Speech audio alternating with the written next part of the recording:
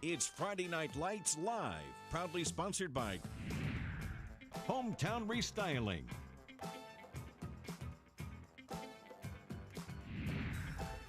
Imon Communications,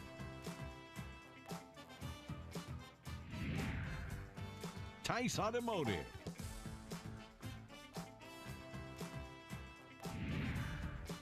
Waln Collision Center,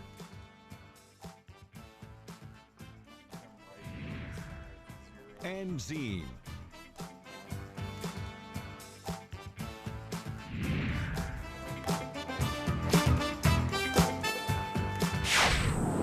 This is a presentation of KCRG TV9 Sports.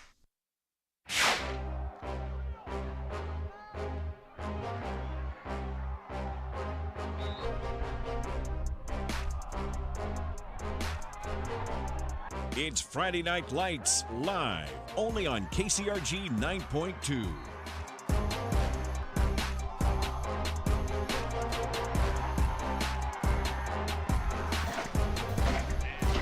And welcome to week 3 of Friday Night Lights Live on KCRG 9.2. We're set for kickoff. Lisbon hosting Columbus. I'm Morgan Hawk, joined tonight by Aaron Scheinblum, and we are underway from Lisbon as the Columbus Wildcats return the opening kickoff, and they will start at the 20-yard line. Columbus with a 1-1 record, taking on top 10 ranked Lisbon at 2-0.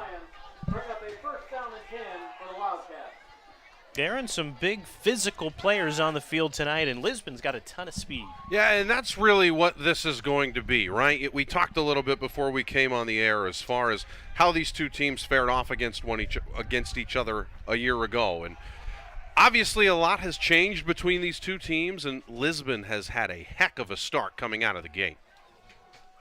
Columbus starting, they'll run it on the left side, and they will pick up a first down, a nice carry.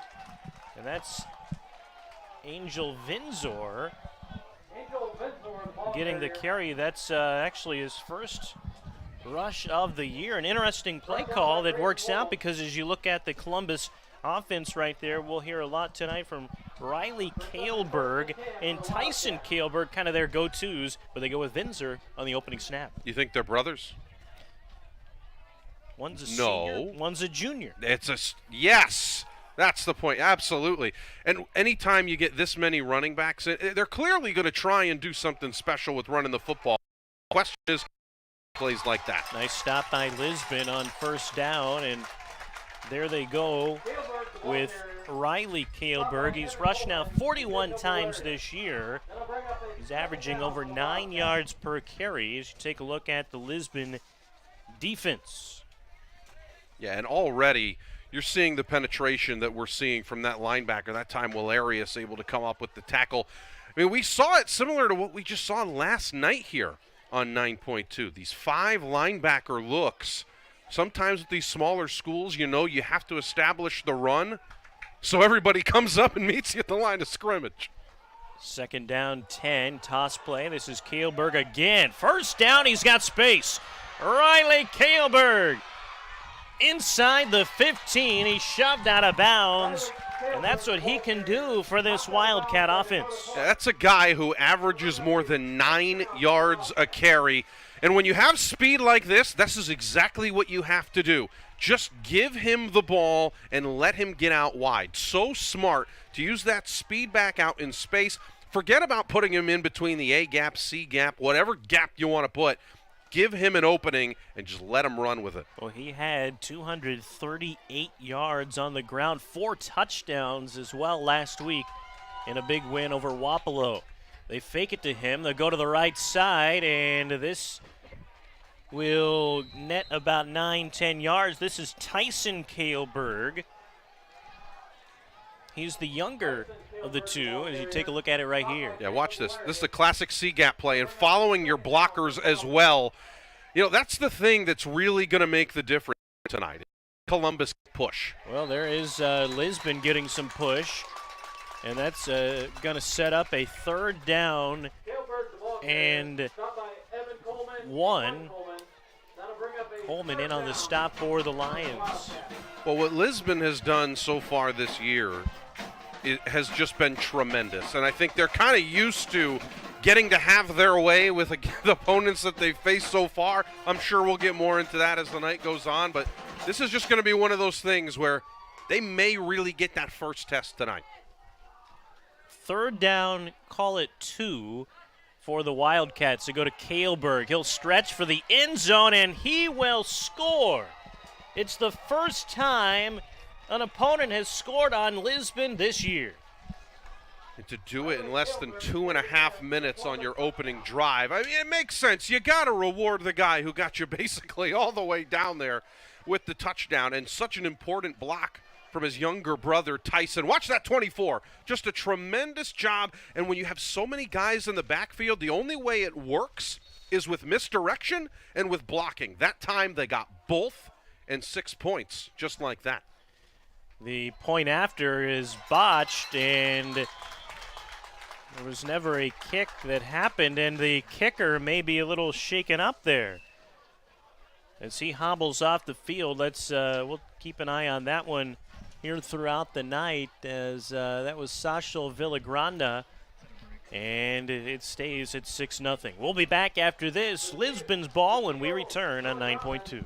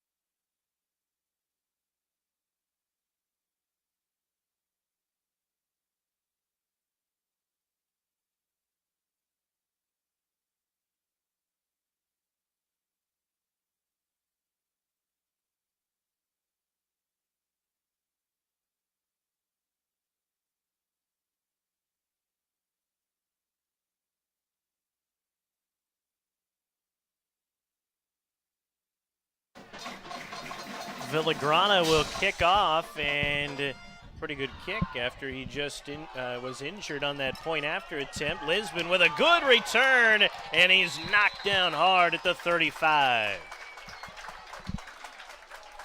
That's about as clean of a hit on special teams that you are going to get. Yeah, it's worth taking another look at this. And this is a lot of space. You have to give credit here on the return, finding a few blocks, but then watch this.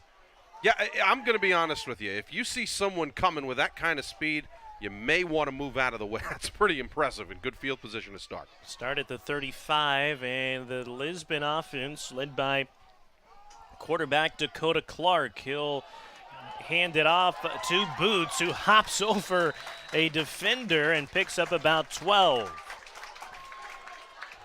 Tiernan Boots has rushed for over 300 yards this year, 7 touchdowns. Well, whether you prefer Timberland or LL Bean, here in Lisbon they have really been preferring what Tiernan can do with his legs. On first down, Clark takes the snap. They go right back to Boots. He'll bounce it outside, and he's got some space inside the 30, tiptoeing the sideline. Back-to-back big gains for Tiernan Boots. And you want to know why they like him so much? It's as simple as this. The guy just follows blocks. He knows how to read a defense, and he's making the right cuts at the right time. There's a reason why, coming into tonight, averaging more than 10 yards a carry. And it's not like they have played some weak competition. They've had really good teams, and he's still been able to run all over them. On first down, Clark takes the snap. They'll toss it, try it the left side this time. Columbus stretches out the play and holds him to only a gain of about 7 yards. Let's take a look at the Lisbon starters. We've mentioned Clark. We've also mentioned Boots. That'll bring up a second down for the Lions. When they do throw, they'll give it up to Quinn Coleman, Chase McFarland, the tight end, Grayson Woolham, also one of their top receivers as well. They're running behind a good offensive line.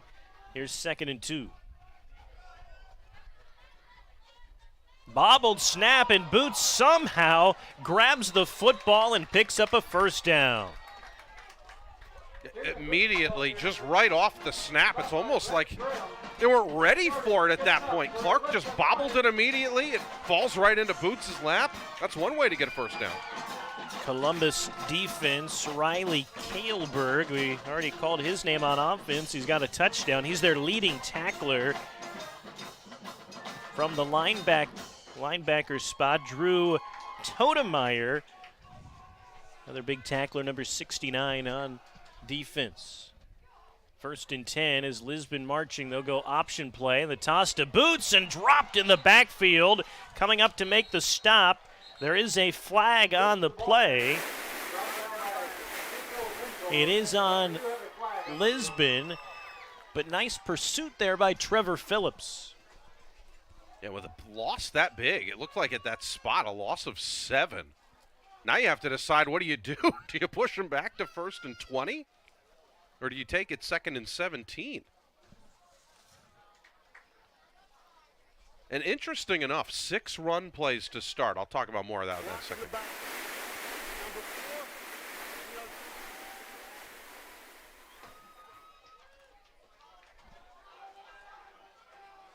So they will move him back. And the reason why I find it so significant as far as the running game is concerned, that's now 6 straight run plays. Lisbon will typically throw 1 time for every 5 runs. Could that mean this is a pass? It could. It is. And here to the near side, the pass is complete. Little out route to Gage Holland, his 2nd catch this year. Brings up a 2nd down for the Lions. Yeah, that's only their 13th completion this year, Morgan. That's the point. This is a team that really likes to establish the run, and I think you and I have covered enough football. We've heard a lot of coach speak, right? And everyone always says you have to establish the line of scrimmage. You have to run the ball well. Rarely do you see splits like this. Back to the ground, Boots. Spinning, still not down, and that 5'8" frame dives near the 10.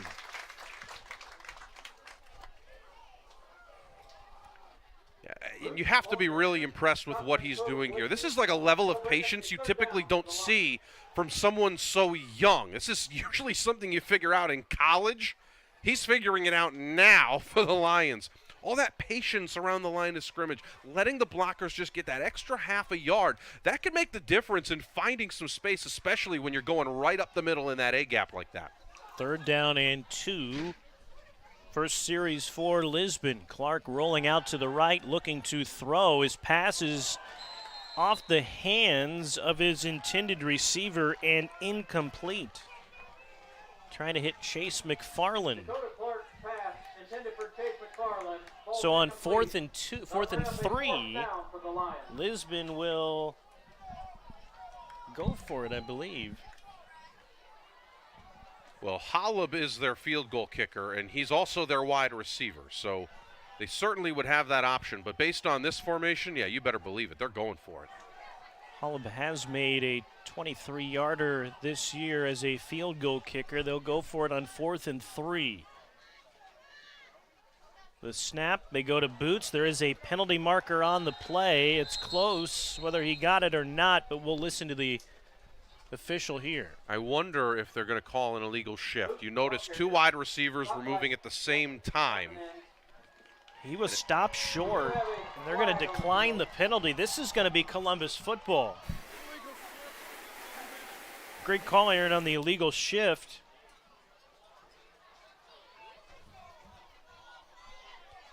And he did not get to the first down marker, so turnover on downs. It's always nice when you don't need to rely on the penalty. That would have made things a little bit more difficult, certainly. But you noticed it right away. 2 wide receivers moving at the same time. They tried to get set again, but at this point, you would basically have to reset the play if you wanted to go ahead and have that wiped off. At that point, it's basically impossible given the play clock. And just like that, here we go again. Yeah, big stop there for the Wildcats. 1st and 10 from inside their own 10-yard line. And here's a end around and the rush by Vinzer, similar to the first play they ran tonight. I will say, and I don't know if there's a correlation between the two, but ever since the college football video game came out, we have seen more jet touch passes than we have ever seen before at the high school level here in Iowa. I don't know what it is, but obviously it's a great way to just get the offense going that time, at least getting them forward for a couple of yards. 2nd down and 8. Try the right side this time, and a nice stop there. It's stripped out by Holla. Ball's loose. Looked like Columbus pounced on it, and they did. It will be 3rd down. Boy, stripped out by Holla. Nearly a turnover. Well, and notice right here, watch exactly how this tackle is made. Going for the ball with one hand and just ripping. That is so impressive. That's what they teach you in practice. And to be able to wrap up and get an arm on the ball like that, that is so high level. That's why Lisbon has started as well as they have so far this year. Well, how fortunate were Columbus that Tyson Kaleberg able to fall right on top of that thing. 3rd and long, deep in their own territory for Columbus, and they'll run some misdirection. They're going to pick up a 1st down. Up to the 35-yard line. There's Tyson Kaleberg, and boy, they've got these 2 Kalebergs that can really break some big gains. And 3rd and long, they'll put the ball on the ground. Yeah, I got to be honest with you. What we have seen from these two has been so impressive to start, not just because of the burst they get, but the ability to find space, break tackles in that instance. Oh, my God. This is a two-headed monster that you just do not want to run into right now. What a great start. They looked like the drive was over, and they get out of it. Yeah, 3rd and 9. Now they got 1st and 10 at the 35. They're going to lob it over the middle, and it's incomplete, nearly intercepted. And that's the first pass that they've thrown in this one, I believe, Morgan. And at this point, when you've got the Kalebergs back there, you know, just have them go forward and hope they don't hit the Titanic at this point. Well, when you got big 6'6" Grayson Woolham, number 23, sitting in the middle of your defense, he came over at the end of the play, but that's like having a center, a tall center in your basketball team just clogs up the middle. Go back to the ground, Kaleberg, and they'll have 3rd and about 6 coming up. Yeah, and notice the direction. You talk about big guys just as far as being able to follow the right people. You and I were admiring that left tackle there for Columbus. Bryce Grimm, absolutely gigantic. 6'7", 295. You see that really tall guy on the white side of the field there with his blue helmet standing over everyone? Yeah, there's a reason why they're running behind him. He can move people. And again, what a luxury to have. Let's see if they go back that way. Well, 3rd and 6. Quarterback under center. Lisbon gets to him, but the ball is handed off to Kaleberg, and a nice job defensively by Lisbon. Coming in to make first contact there was Henry Relling, the junior D lineman. And you got to move people, right? That's what's made this running game so successful early on, is the line has been able to create space. In this case, that time, just absolutely nowhere to go. Give credit to the Lisbon front. And now, They're going to go for this? I was going to say, it's certainly decision time. They're going to go for this, or at least set up like they're going to. Sometimes you see the quarterback back up in these cases, but no, they're going to go for it. Lisbon was caught off guard. They had their punter deep, their returner deep, and yeah, here's the punt. So after all that, they do indeed punt it away. The returner had come up, so there was nobody back deep, and Columbus able to pin him deep. They'll be back inside the 5. The Lions will take over 1st and 10 And that's the interesting thing, too. Like, Riley Kaelberg is their punter. You have to respect his ability to run the ball, but he can also punt it pretty well, too. Tune in on Monday for a new episode of On Iowa Live. We'll be breaking down this weekend's Hawkeye game and much more. That's Monday at 6:30 at Union Station right here on KCRG 9.2.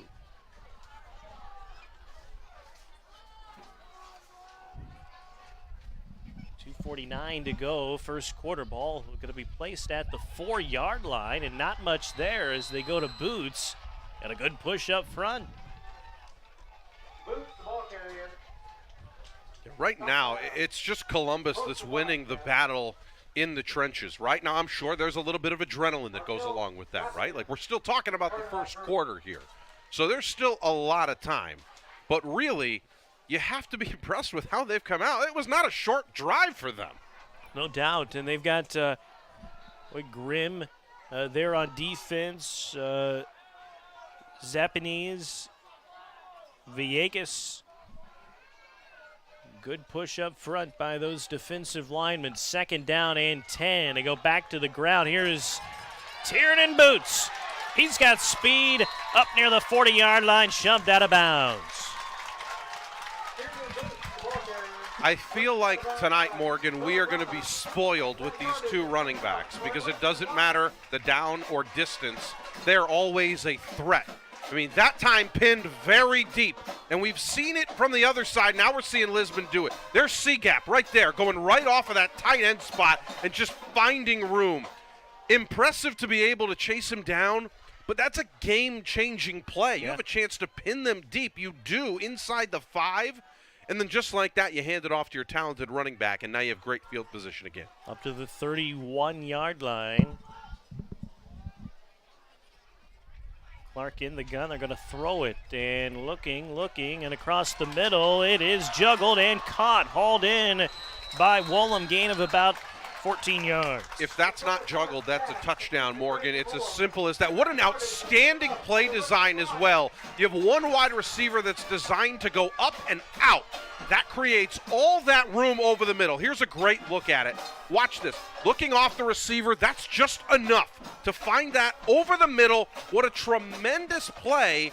And again, if that's on the money, that hits him in stride and there's no bobble, there's a real good chance that's a touchdown. It is worth noting tonight, the wind is fairly strong, is right about 10 miles an hour, gusting to 15.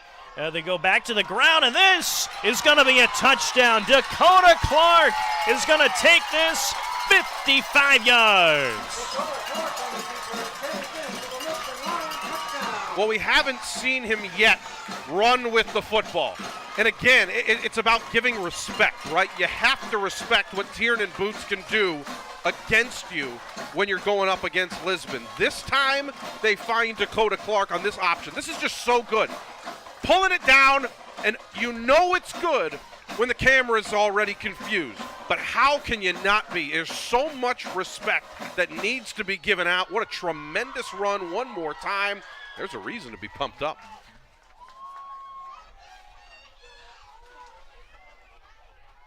Holub is on. He is looking to give Lisbon the lead. Kick is up, and it is good.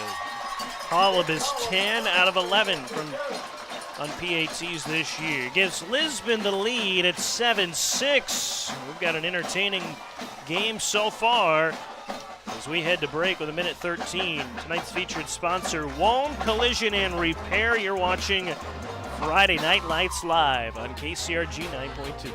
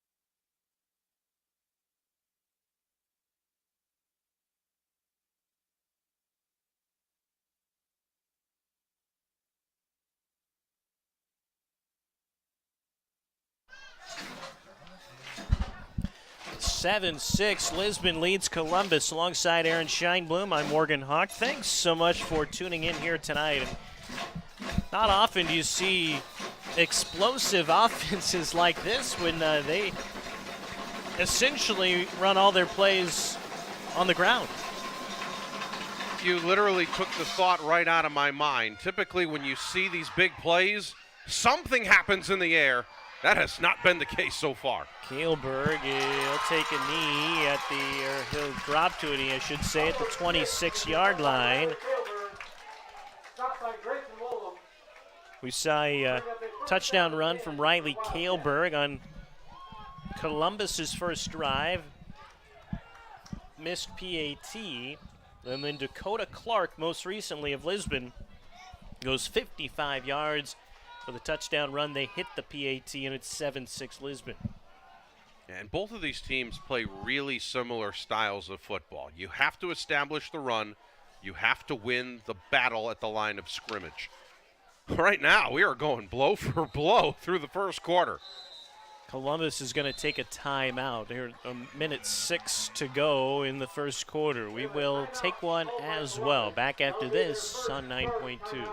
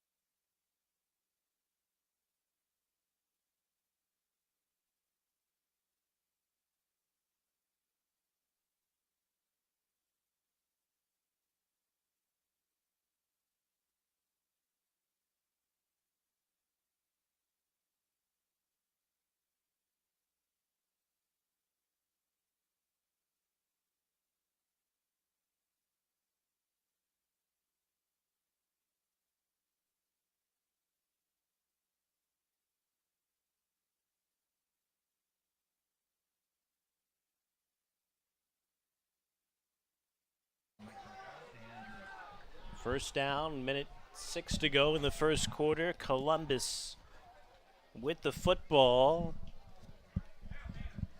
driving against Lisbon, and Riley Kaelberg picks up a couple of yards there. And while Lisbon's able to get the stop on that one, Morgan, really, it's all this misdirection. It's having to account for all of these players going in so many different ways. That's what's created so much confusion here early on. There's so many responsibilities that you have to have. And everybody that's in the backfield you have to respect as well. And by the way, they're all Kaelbergs.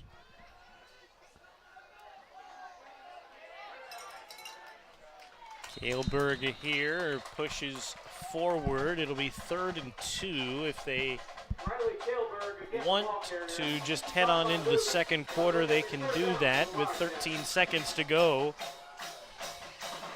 And looks like they will. So after 1 quarter of play, well, maybe not.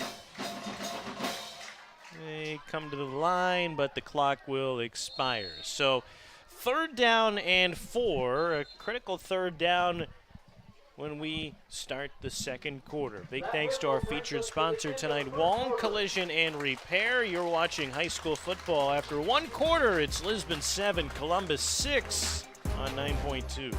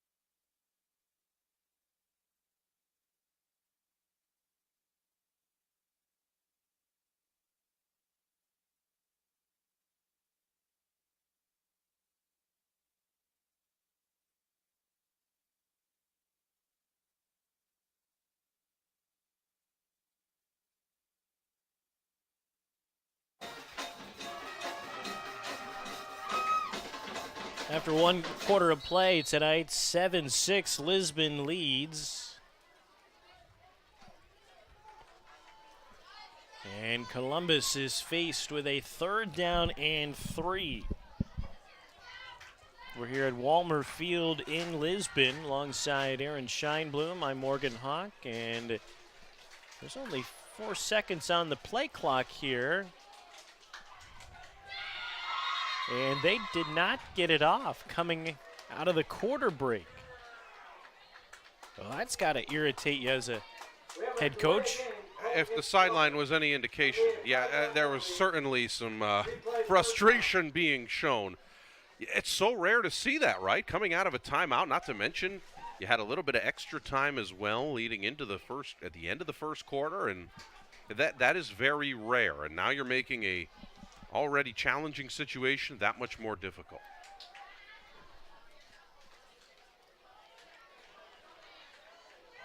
The play clock already at 5 here again. Hand off, and they're not going to get it. Yeah, so truthfully, and obviously you don't need me to tell you this, but I will anyway, you can't help Lisbon in this way. They're already a team that has a lot of momentum. They're feeling very good about the way that they've started their season, and rightfully so, right? Hayden Jackson that time leading in on the tackle. But you have to be able to keep the ball moving. You have to be able to go back and forth with them, because when you keep getting stopped like this, you're setting up for Lisbon to go on a run. They just got a big run. Oh, this one is blocked by Lisbon. The ball is down, and Lisbon will have excellent field position.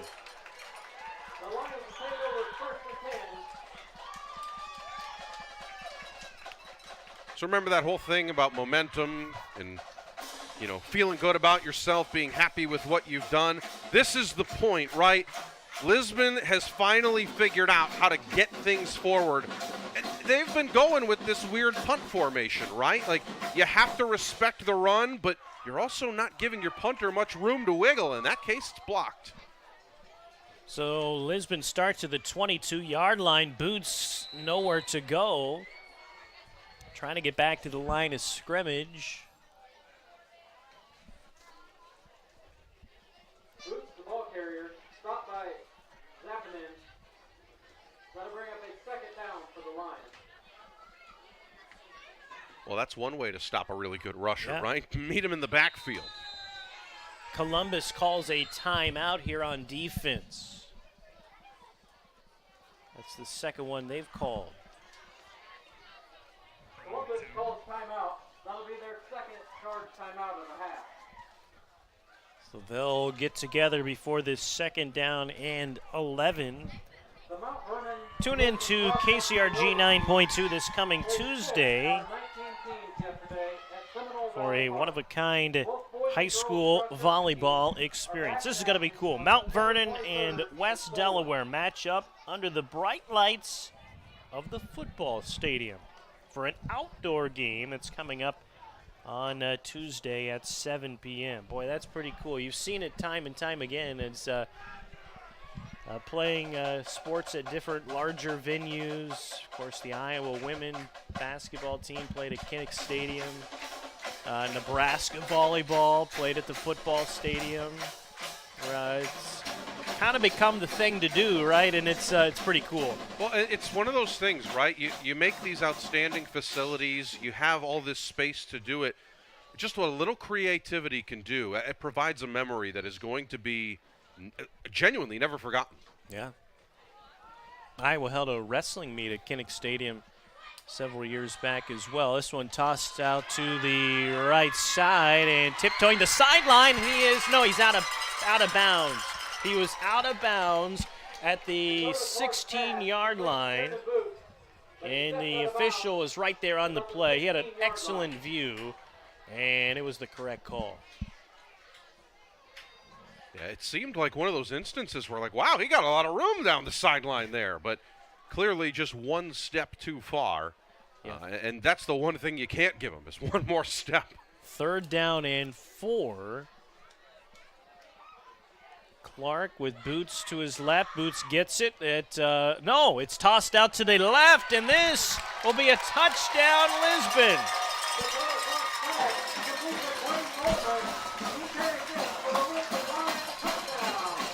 So Quinn Coleman, that's only his third carry of the year. They typically like to leave him out wide. Well, they did the same thing this time. The only difference is they handed him the ball rather than just went ahead and threw it to him.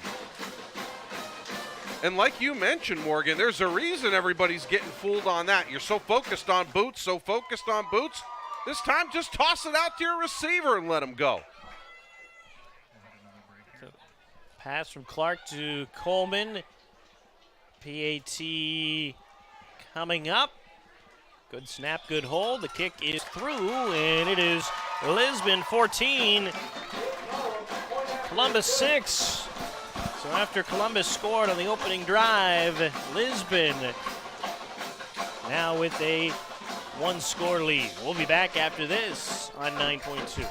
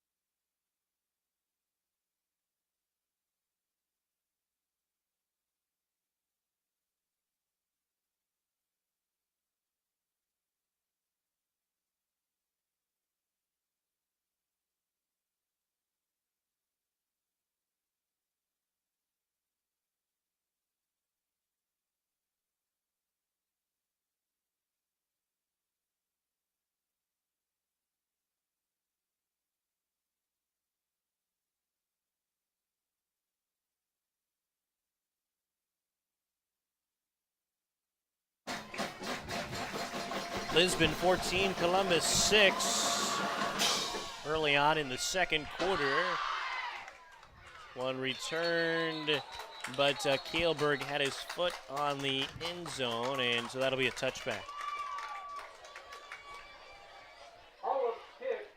Almost looked like for a second he lost it almost up in the lights. You saw the hands go up like I don't see it, but obviously very fortunate that ends up being a touchback. And now if you're Columbus, the momentum has to start now, right? You started out so well. Opening drive, touchdown, really being able to use the Kaelbergs and get some work going. Well, now you got to get back on the Kaelberg train. Riley Kaelberg, their top rusher. He gets the football here, but the play is blown dead. We've got a marker.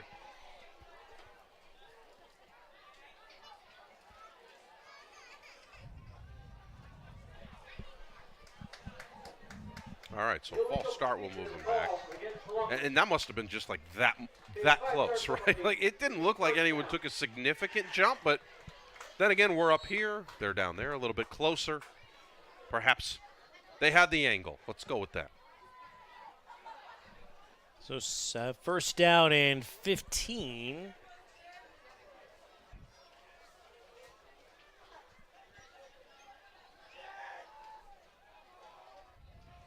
And this time it is Kaelberg off the right side. He's stopped there. Columbus entering tonight with a 1-1 record. Lisbon at 2-0. Columbus lost to Mediapolis in their opening game, and then bounced back last week with a big win over Wapello. We've got an injured Wildcat, and we might have two injuries. Or no, just one's kneeling next to him. That is one of the Kaelbergs, Aaron. Yeah, Tyson Kaelberg, and that would, I mean, losing either one of them is a significant blow. And you know, I was just thinking to myself as we were starting this drive, you know, this is not a team, the way that they're designed with how much they like to run the football and by in turn how much time that takes off the clock. It's not a team that can really get behind 2-3 scores and say, all right, let's get back in this doing what we do. They would have to make a dramatic change. Well, now it looks like they're going to have to make a change already because Tyson Kaleberg, while he doesn't get the majority of the carries, they use him a lot in the passing game. They've used him tonight running the football. Now you are really going to have to rely on the big brother to carry this team. Pun obviously not intended.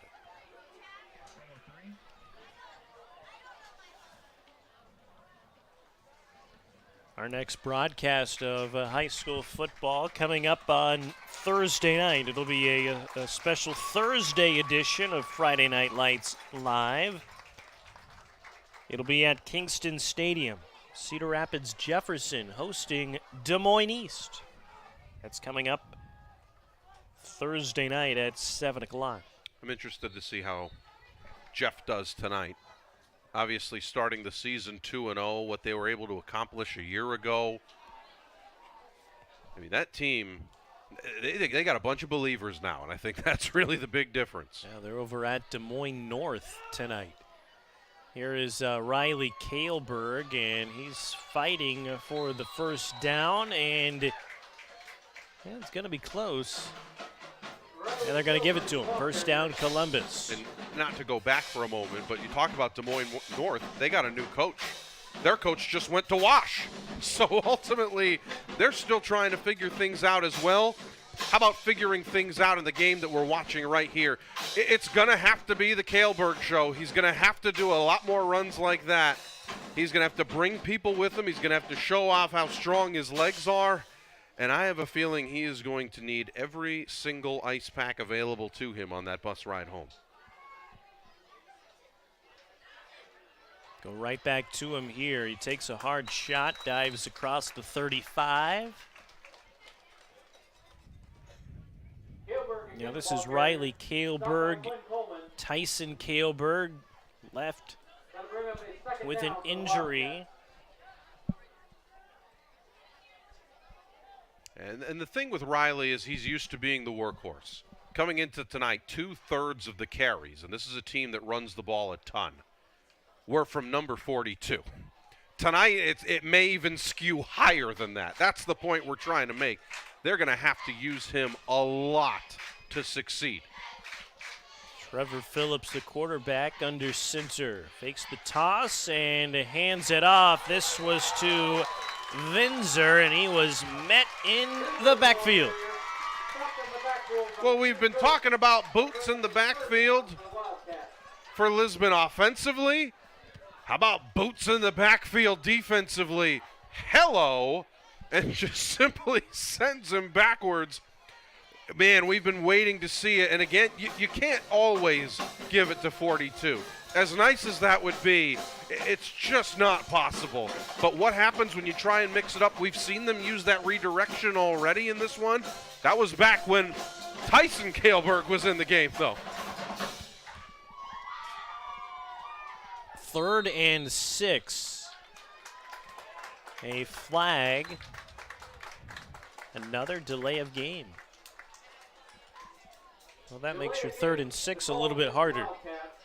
And that's exactly what you can't have. You know, you're already facing an uphill battle, down by a score. Still plenty of time left in the game for what it's worth. However, the last thing you want to do is start giving points away, giving opportunities away. This is where Lisbon can get separation. They've gotten separation in every game they've played so far. You can't give them that opportunity, and you got to convert. And that one is botched up from the start as players ran into each other. And that can happen. You've got new players in the backfield.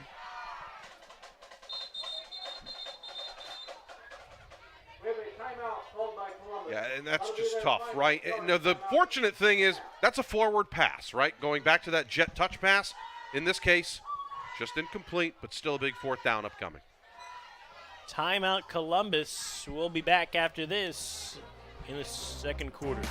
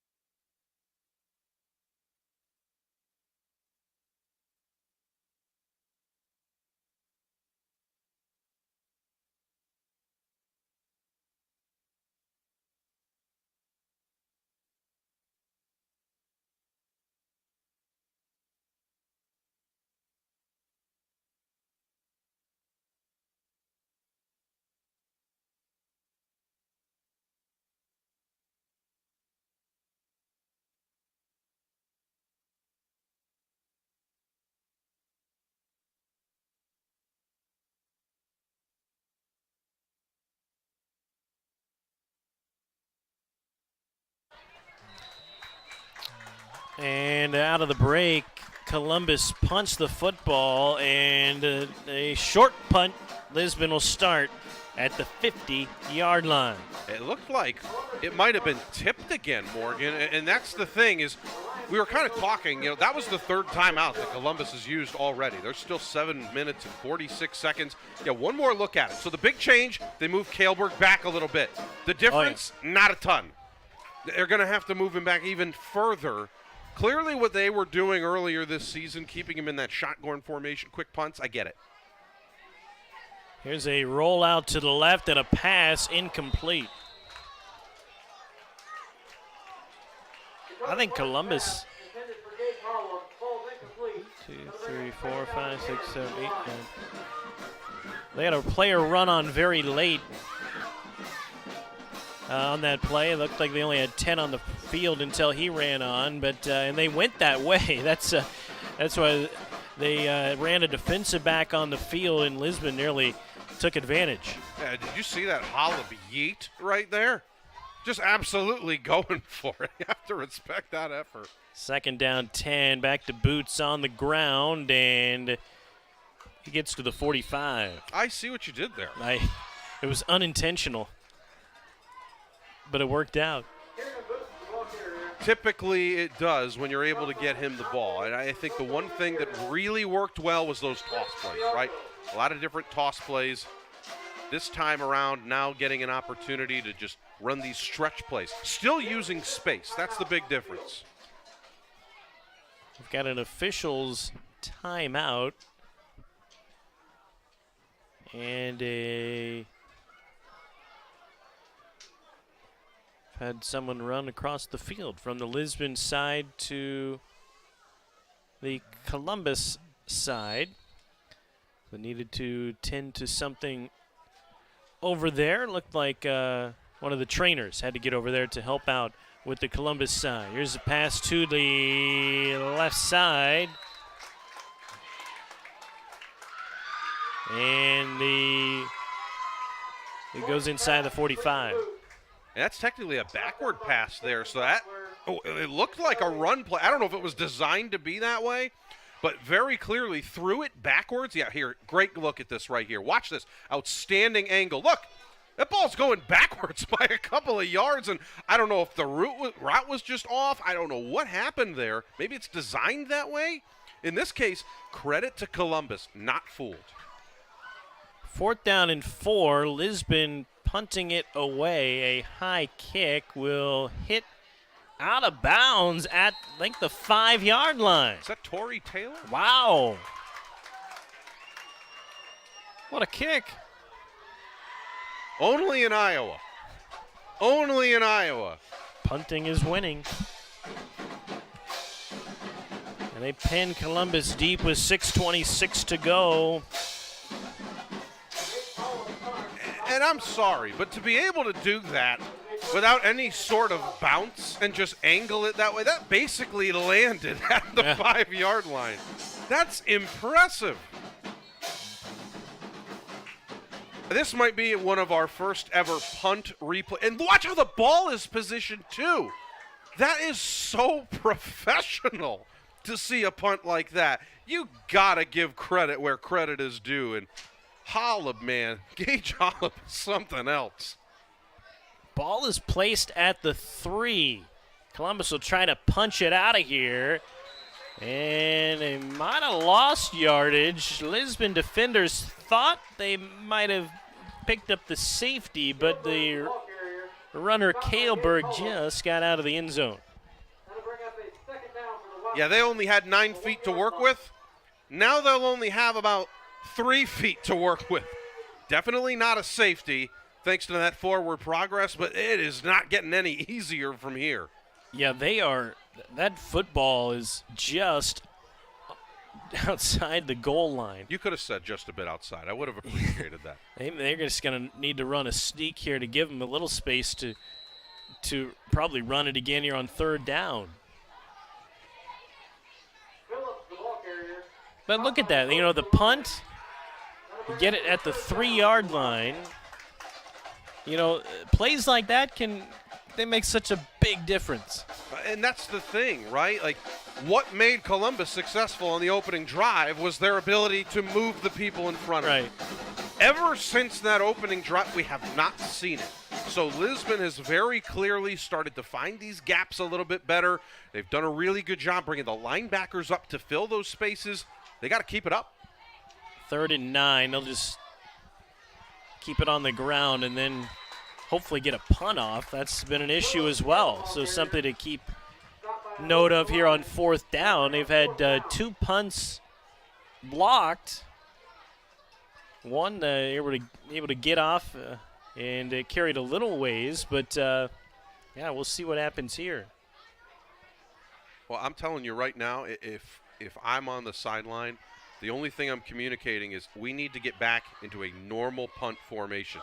Everybody get back. Give me more space. You know, typically what you saw from Lisbon, having 3 extra blockers in front of the punter, a lot of separation. That is not the case here. We get it off, and best punt of the night will be fielded at the 39 by Clark. He starts left, goes right, and he will tiptoe the sideline, and Dakota Clark, touchdown, Lisbon. Well, we've been talking about Tiernan Boots and his ability to change direction and find the space. How about this time? Dakota Clark had a great run from the running back position, so they put him back in special teams and say, drive, kid, I trust you. How about this? The cutback, so impressive to do that on special teams, and then it always helps. There's the Boots, making the key block to get out of the way. Momentum swing, huge one at that. Dakota Clark, he's been involved in all 3 touchdowns tonight. He ran for 55 yards. He threw one to Quinn Coleman, and then this 39-yard punt return puts Lisbon up 20-6. A point after makes it 21-6, and Lisbon is rolling now. We told you at the top it's their speed that's led them to a 2-0 start, and they are turning on the Jets tonight here in the first half. 21-6 Lisbon. Back after this on 9.2.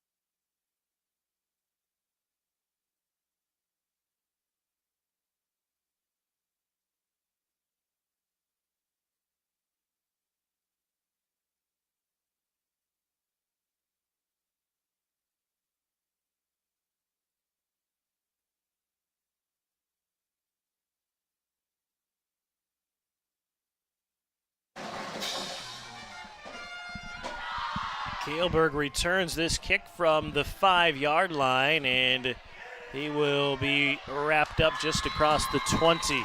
Dakota Clark taking that last punt 39 yards back the other way into the end zone. 21-6 Lisbon, and this is a key drive here for Columbus. You at least want to pick up a first down and not give it back quickly to the Lions. Well, that's the thing now is you're down by 2 scores in a team that really wants to run the football. You have to believe this needs to be a 4-minute drive, right, Morgan? I mean, you're going to have to really run down the clock, run down the field, and try and get it to the locker room here down by 1. As far as one possession is concerned. Lisbon allowed a touchdown on their opening drive, but since then the defense has really put the hammer down in a sense, and they had pitched 2 shutouts so far coming into tonight's game. They won 30-0 over Durant. They won 48-0 last week at Louisa Muscatine. Again, I mean, to start the season, especially against a team as good as Durant, and to do it 30-0, that's quite the way to start your season. Kaleberg bounces off a couple of defenders and picks up a first down. So that's a big one there for Columbus. And that's quite the way to start this drive, right? Like we were just talking about the need. If you're going to run the football, you have to do it now in 4 minutes. This has to be one of your classic 4-minute drives. Take your time. Now, it is worth mentioning, I mean, it's not like these teams are playing with headsets in their helmets, right? Like they're going to have to still go to the sideline, get the call, relay it. That all takes time, and that's going to force everyone just to move a little bit quicker to get what they want to do and get it accomplished.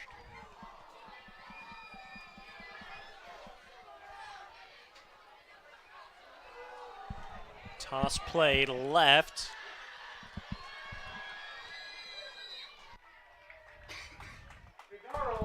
Figaro on the carry and picks up 8. Well, and this is what happens, right? When a running back goes down, you have to get more people involved, and that's exactly what we're seeing in the big sophomore here. More than 200 pounds this guy's bringing in the backfield. And they're going to keep him back there too, Morgan. Fritz Figaro.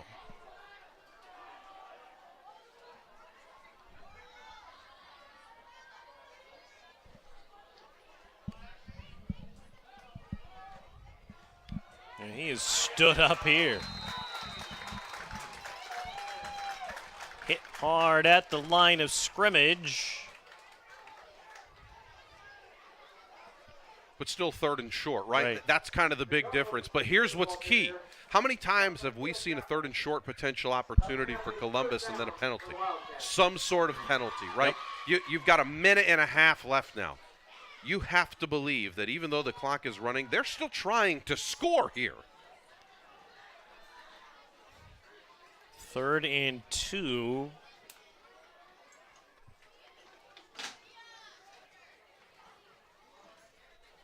Hand off to Kaleberg, and he's not going to get it. So Lisbon will probably call a timeout. They do. 1 minute, 7 seconds remaining before halftime. And Columbus will punt the football away. That'll be their first charge timeout for the half. And also give credit to Gage Holla, by the way, for making that play.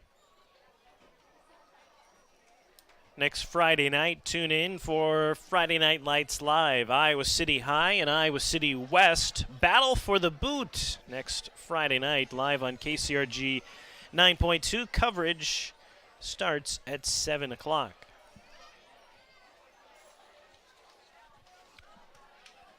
Well, I won't lie to you, Morgan. Here we are, still 69 seconds remaining. Now you're looking at a 4th down. The way Lisbon has come out here, especially scoring 21 in a row.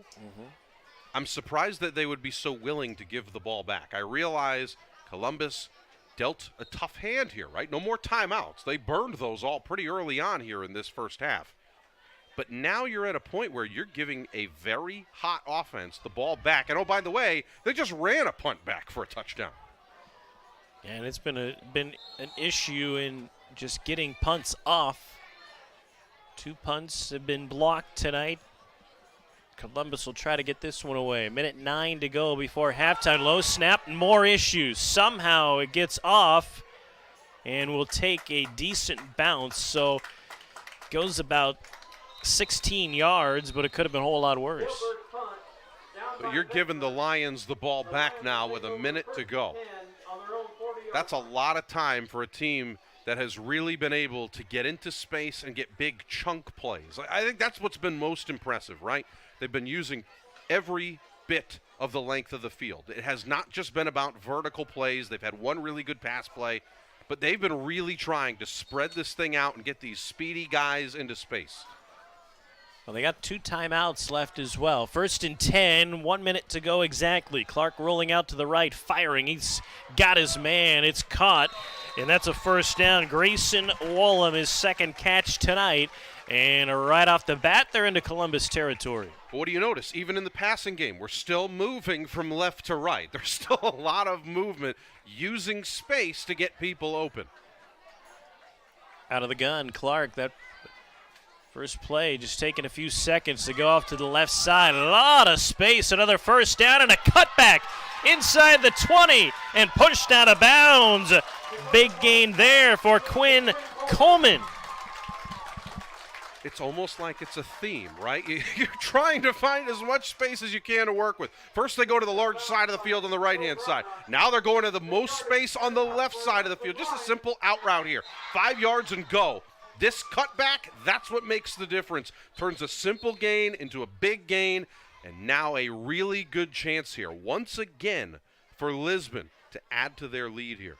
2 plays, and they're already down inside the 10. Ball placed at the 9. They'll go with 3 receivers here, and Clark in the gun. He rolls out to the right. Looking, firing. It's caught, and inside the 5. The clock will continue to run, so a timeout is going to be called by Dylan Hastings. Timeout is called by the Lions.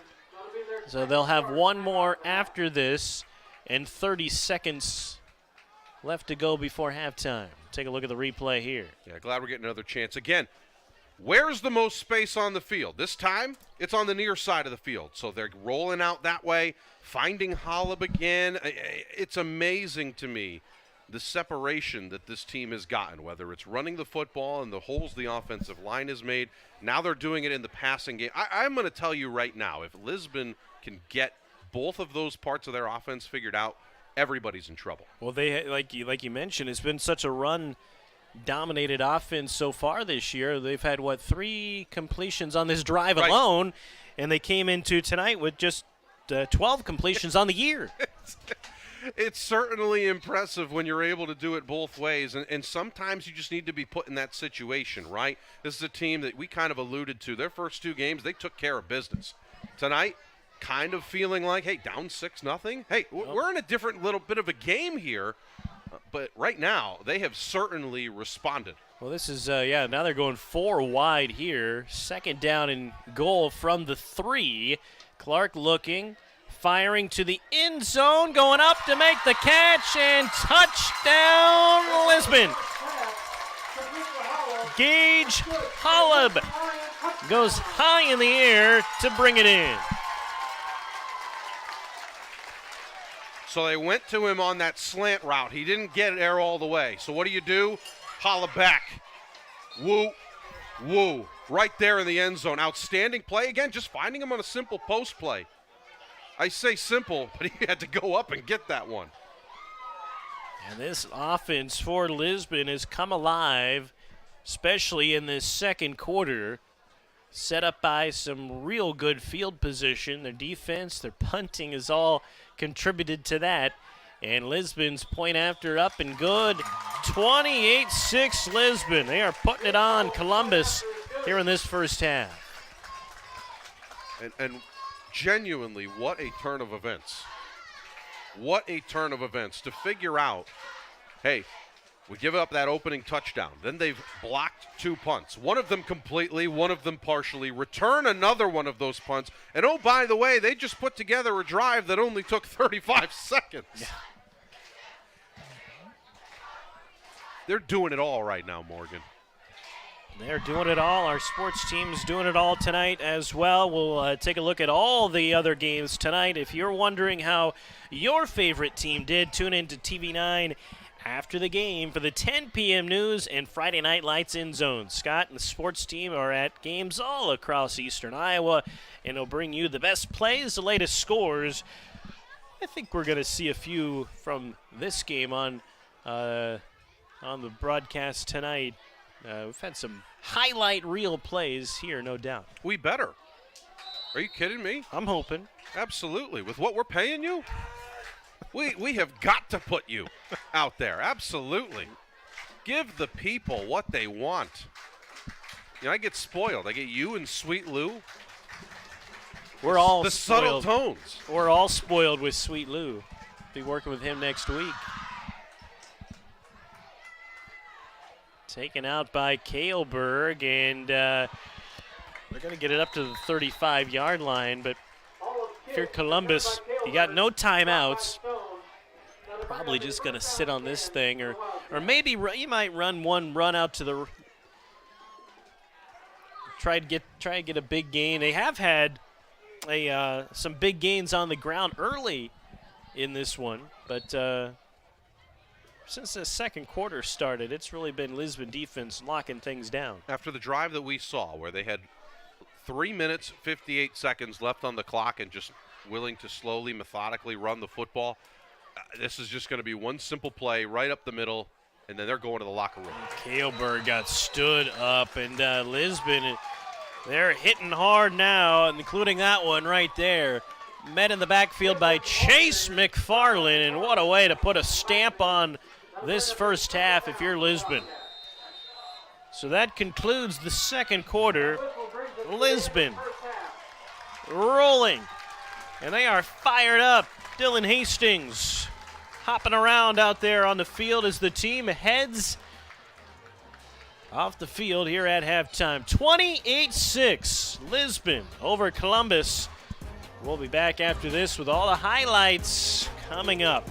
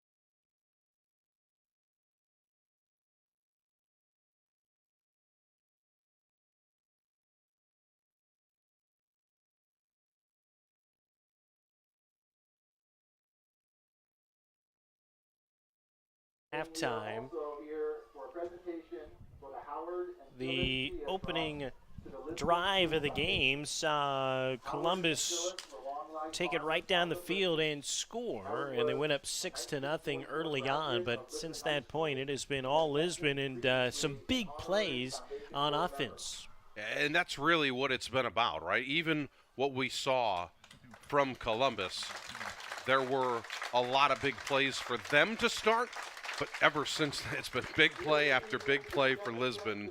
And something tells me we're about to see a lot of those. Yeah, we'll get to we'll listen to the band here coming up. But first, let's take a look at some of the highlights of that first half. And like we mentioned, that first quarter, boy, things were working really well for Columbus as Riley Kaelberg went off the left side. This is the opening drive of the game.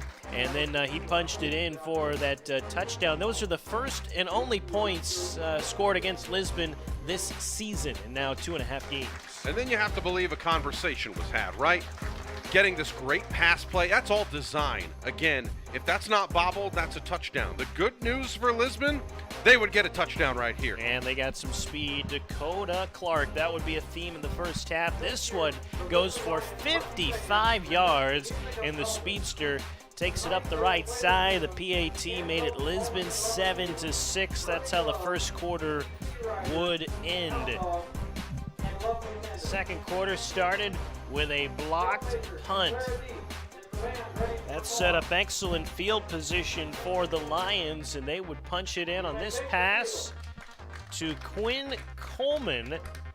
And this is really the point in the game where they started going to the air, Aaron, and it worked. And that's really when everything changed, right? That's where that level of confidence really comes in. This is when they partially blocked another punt, and then all of a sudden, well, they brought one back as well. Yeah, Dakota Clark, who else? He's the quarterback. He also returns the punts, and he takes it all the way in. That was 39 yards on that return. No flags. He was looking for him. No flags. 21-6. But then to your point, Morgan, passing game, right? You only have 1 minute to work with, and they get down the field in 35 seconds. Just working every side of the field that had the most space, and that eventually sets up this touchdown right here. Why not? Just throw it up. Just tremendous. I have been so impressed with what Lisbon has done. 28 unanswered points. Yeah, Gage Holub up to make the catch, and we are now going to listen in to the Lisbon marching band.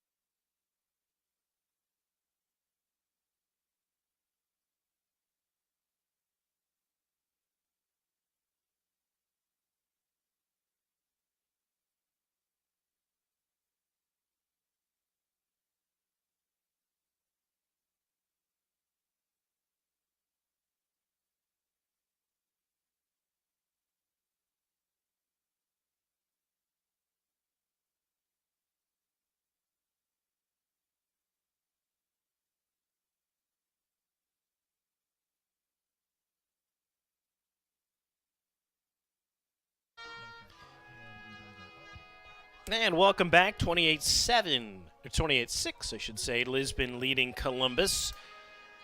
Here at halftime, Columbus ranked in the top 10, depending on which poll you look at. The Cedar Rapids Gazette poll having Lisbon at number 8 in this week's Class A poll, but Radio Iowa, their poll has them up at number 4. So at the end of the day, it doesn't really matter a whole lot, but we know that this Lisbon team is one of the best in Class A. Well, and the way that they have played so far through the first couple of games, Morgan, I think we knew that this team was going to be special. We just didn't know how well they would do against a team like Columbus, right? Like, Columbus has started the season, and don't just think, oh, they're 1-1. They can't possibly be 2-0. The way, and we've talked about this a couple of times now, but after all this reclassification, changing the districts, and all these teams being willing to schedule games early in the season, true test games, it has kind of changed the way you look at these early season games. However, Lisbon is proving tonight, if they hold on to this, and let's say they get even more separation, this team is the real deal this year. Yeah, no doubt, no doubt. They're going to get the other ranked team in this district is Pekin, traditional power in Pekin. They're ranked number 10 in the Radio Iowa poll, and these two teams are going to get a first-hand look at Pekin coming up. Columbus goes to Pekin next week. Pekin comes here to Lisbon in 2 weeks. So they'll get a pretty good measuring stick there of how good both these teams really are. Well, and that's the thing, right? I mean, there's a reason why the Iowa High School Athletic Association waits a little bit before putting out their rankings, because you know how it is. It's at every level. When they put out rankings earlier in the year, you have to take them with a grain of salt. Some people take them with an entire salt shaker. That's really up to them, because it's so hard to predict these things, right? And I realize, I'm thinking of Jeff Linder, for example, with the Gazette. He's very good at predicting some of these things. I give a lot of respect and credit when that credit is due. But the reality is you're asking a lot. Not everybody has a magic 8-ball that gives them the answers. And I think if it was you or me shaking that 8-ball, it would say try again later. Yeah, there's no doubt about that. 28-6, Lisbon leading Columbus here at halftime, and almost getting into a situation you start to think about running clock perhaps in this second half if Lisbon can come out and get an early score, and we'll kind of see. But if you're Columbus, you're trying to get back to what got you going here early in this one on the ground. We'll see what they can do when we come back with the second half after this. Big thanks to Wallen Collision and Repair. You're watching high school football on KCRG 9.2.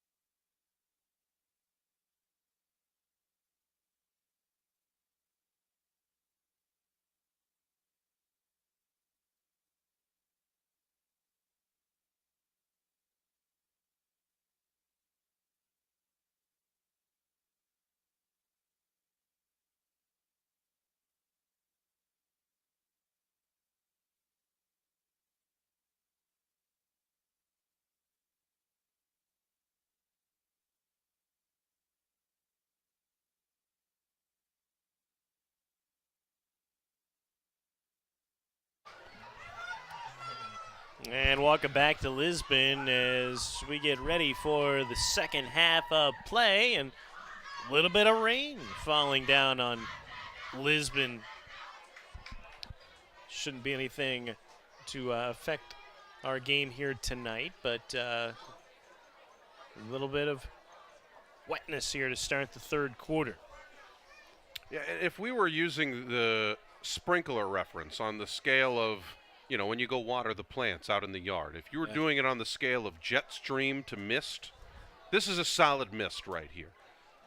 From what we understand, now granted, Corey Thompson, he was here earlier prior to our start of the game. He did say there's a chance, right? There's a chance you might see some rain, but not everybody's going to get it.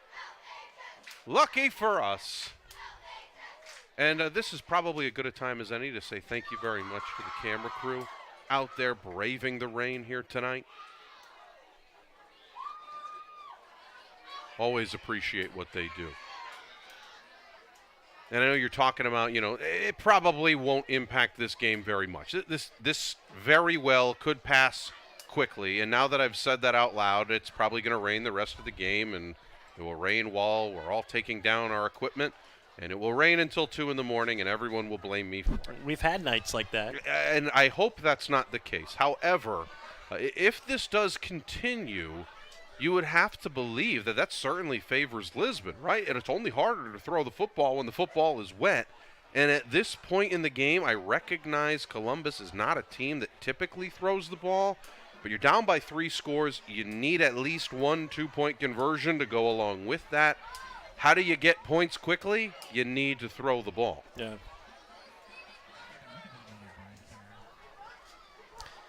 We will take a timeout as the teams get ready to start the second half of play. 28-6, Lisbon leading Columbus.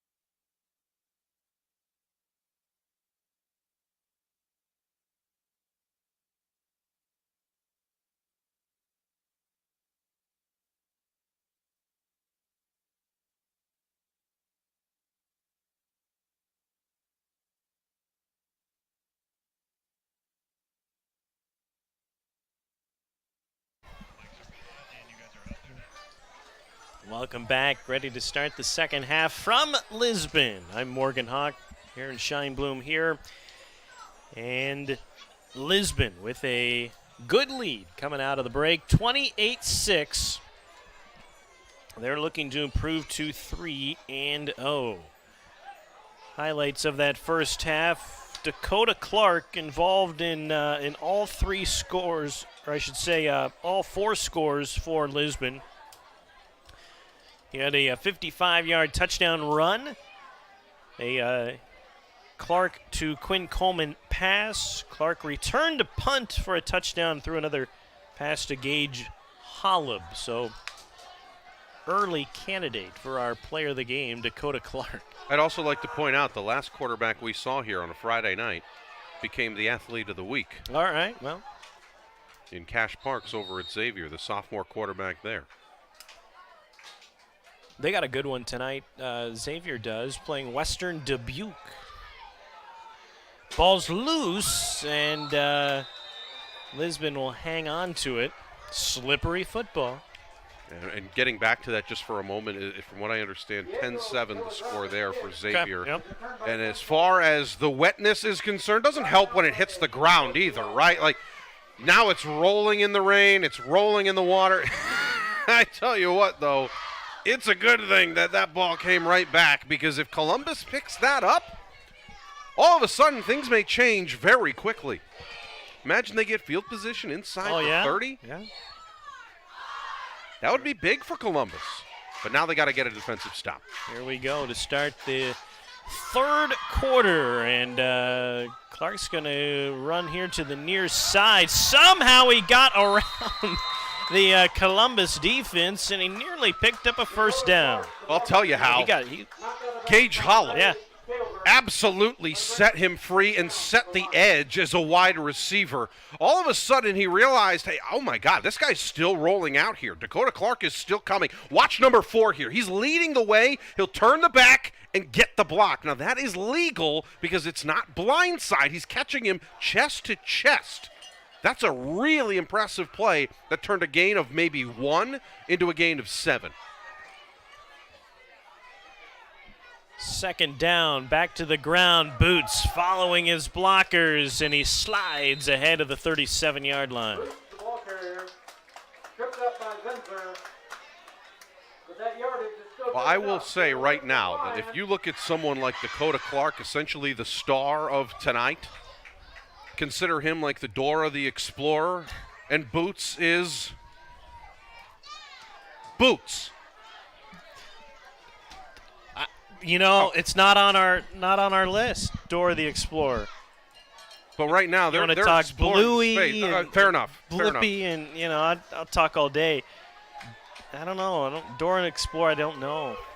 Here's Boots inside the 30 and a first down. But they got a lot of speed. And that's what makes this thing so impressive. I think the one way you beat Lisbon is you have to find a way to keep them out of space. Right now, that seems impossible. What a pitch, by the way.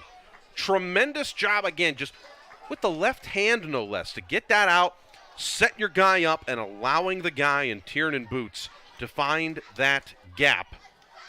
And another great opportunity here for Lisbon to add to this lead.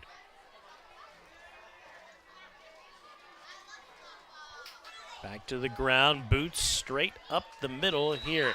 You're not going to see too many teams that at the Class A level that have this type of speed. And that's really, that's the point, right? Is when we had the opportunity, prior to tonight, talking about what these teams can do, got a tremendous message from the head coach here as far as Dylan Hastings is concerned, really explaining some things as far as what he loves about this team. And one of the things that he really liked is that not only do they have a lot of really good football players, they got a lot of athletes, a lot of players that can do a lot of different things, not just during the fall on the football field. Stretching forward is Boots. Yeah, first down. They give him the first down. Tiernan Boots on the carry. Yeah, and at this point, everything going Lisbon's way. And now here they are making their way into the red zone. If they come out here, and it's only been a minute and a half in this drive, if they come out and get a touchdown, that's a massive statement here by Lisbon to score 35 unanswered.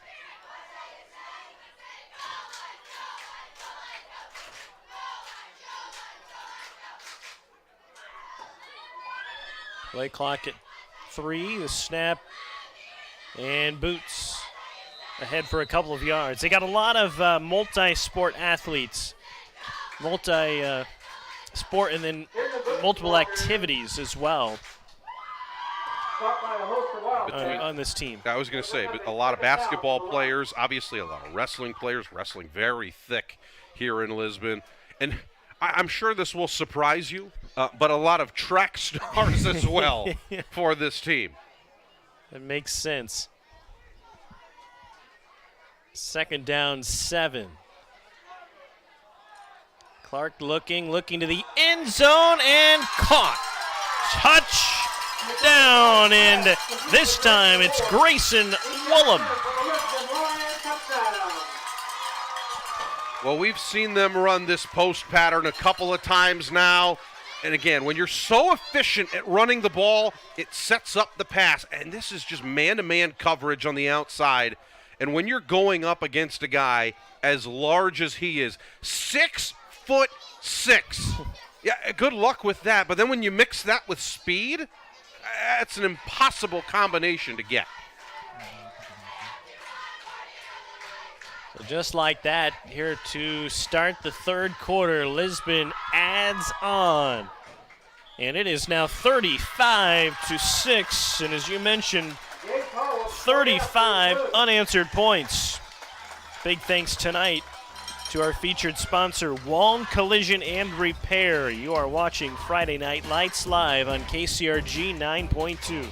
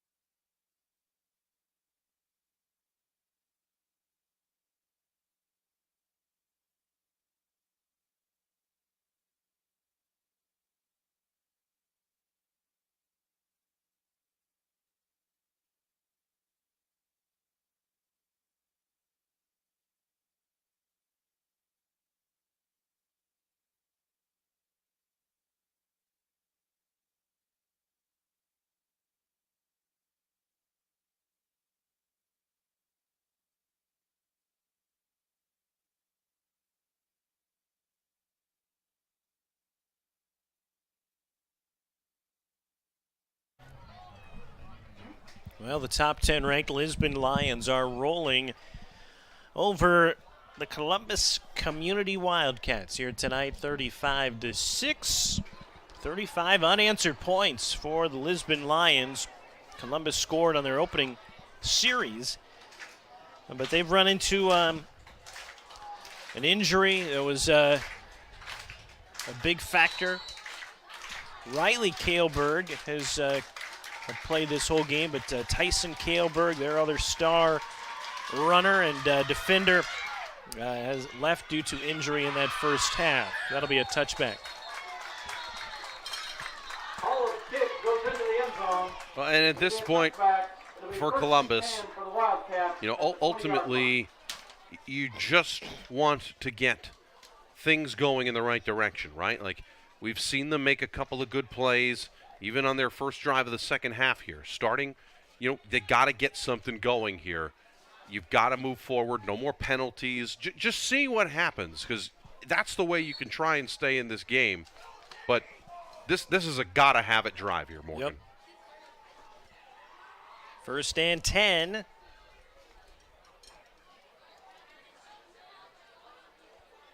And the handoff to Riley Kaelberg. He carries a couple of men forward for a good gain there. And what Kaelberg is being put into right now is almost impossible. And we're really going to highlight this right before they snap it again. But I want you to take a look at this Lisbon defense, because this is a team that is genuinely the definition of stacking the box. Even their safety is inside of 5 yards of the line of scrimmage. And look what happens. 9 guys are preparing for the run. When you can put that much attention on one guy, that's an impossible task for no matter who you are as the star, unless you are literally going to wear 4 players on one arm, 5 on the other, and by the way, you have 1 player on each leg. That's tough to do. Yeah. That's what they're asking Kaelberg to do right now. This defense is bringing it. And more of the same. See where they spot this.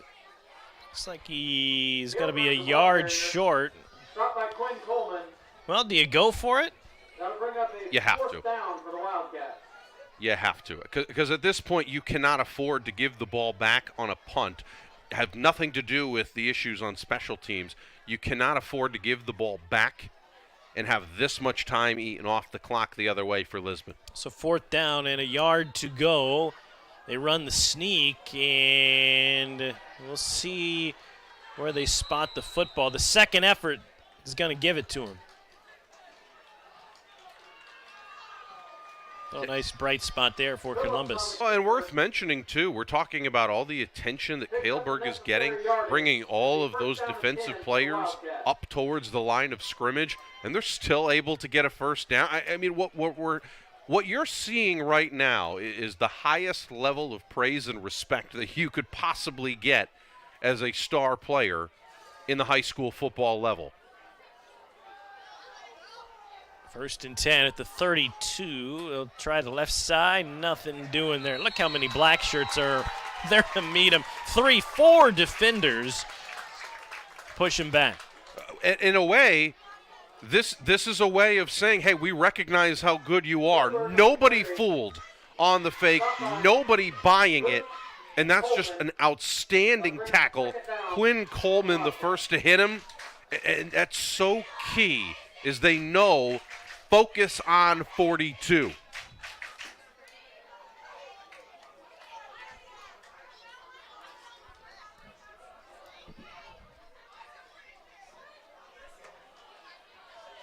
That ball is off to Figaro, and he's the 200-plus pound back. Just a sophomore, not easy to be tackled.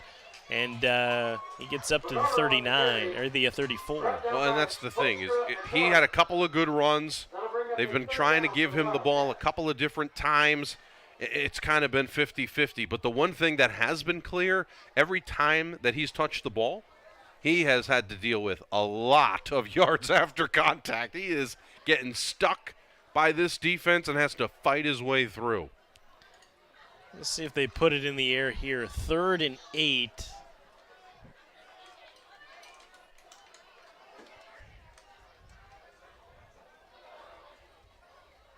Fake the run, they'll look over the top. Kailberg going deep, and it's picked off. There he is again.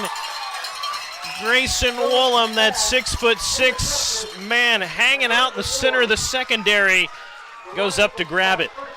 And that's the challenge of being in those 3rd and longs, right? I think you and I were thinking the same thing. You have to pass it here, right? Well, the defense knows that too. And when you've got someone in 6'6" back there, they're trying everything that they can at this point. At this point, though, it's just been Lisbon has an answer for everything. And now, if they're able to get points on this drive, they've essentially sealed it. Grayson Woolham interception, and Lisbon starts at their own 39-yard line. Clark back to throw, look for Woolham there, and just could not connect. Coverage there by Angel Vinzor. I'll tell you what, we saw Vinzor on offense quite a little bit in that first half. We haven't really gone back to him a ton, but he's a good athlete there, and also one of their youngsters. That's probably why we haven't seen him, is because he's been matched up against a guy a foot taller than him. That is not an exaggeration. Grayson, 6'6". He's 5'6". Yeah. He's a junior. Here's 2nd down and 10.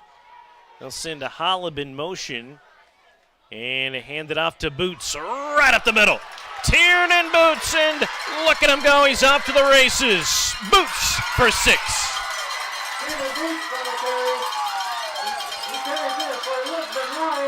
And I think it's as simple as this, Morgan. They've weared him down. Watch the blocking up front. Everybody forward. Everybody forward. Second level blocking. You have to admire the hustle from Kailberg. But if there's one thing that's clear, I think it's pretty obvious. Tiernan Boots is going to beat almost everybody in a race. What was that, 61 yards on the dash by Boots. There's an injured Columbus player. 41-6. And the route is certainly on tonight in Lisbon. Tune in on Monday night for a new episode of On Iowa Live. We'll be talking about the Iowa game. They take on Troy, breaking that one down, and much more.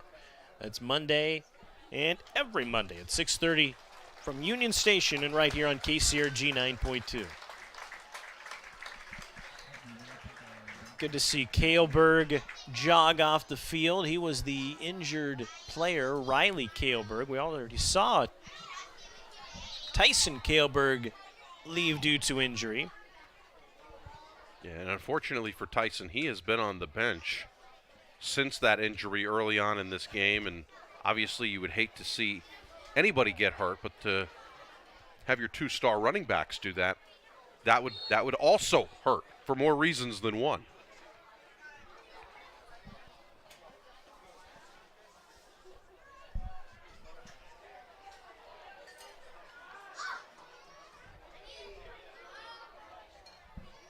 And the snap was low. Did they somehow get that to go through? Boy, that's very impressive there. As Gage Hollop got that kickoff, and they had a lot of trouble there on the snap and the hold. But nevertheless, it's 42-6. We'll be back after this on 9.2.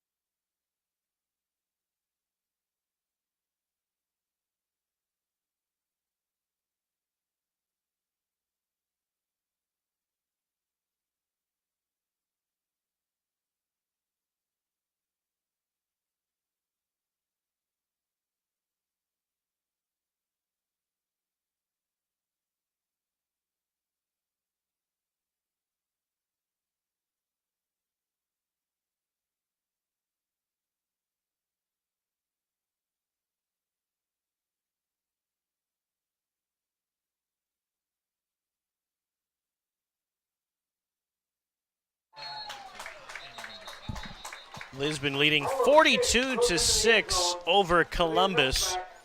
Here in the third quarter from Walmer Field, and we're going to have running clock here as Lisbon leads by at least 35 points. So that's why the clock is running.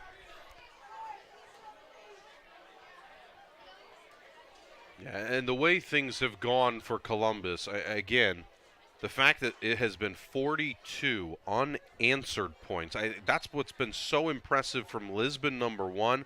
But number two, as far as Columbus is concerned, you've already seen one back go down.